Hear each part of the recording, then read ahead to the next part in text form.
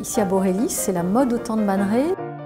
Donc ce que l'on voit ici, eh bien, c'est tous ces stylistes, ces artistes, ces créateurs de mode qui ont eu autant d'importance finalement entre les années 20 et 40 que les peintres, que les photographes comme Man Ray. Dans le musée, il y a une première séquence qui montre les vêtements des années 20.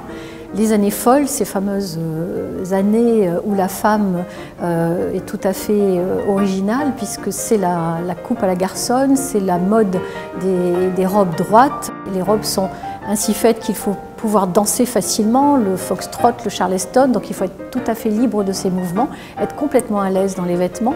Et également, on voit à quel point le décor est mis en avant par les couturiers, puisque la forme est relativement simple. Tout le regard du couturier, sa créativité, va se reporter sur son décor avec des broderies, avec des paillettes, avec un certain nombre d'éléments qui sont rapportés et qui font vraiment la spécificité des années 20.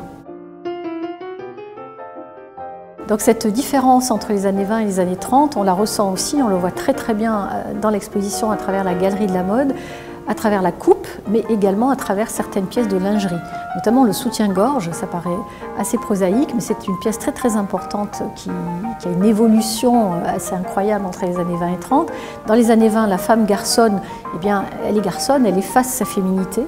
Elle fait en sorte que sa robe ne manifeste aucun volume superflu, et c'est pourquoi les femmes portent des brassières plutôt que des soutiens-gorge qui aplatissent la poitrine, alors que dans les années 30, la femme redevient vraiment extrêmement féminine, le corps est dessiné, et c'est là qu'apparaissent les premiers soutiens-gorge qui séparent vraiment les seins avec les fameux bonnets A, B et C, et qu'on retrouve dans l'exposition.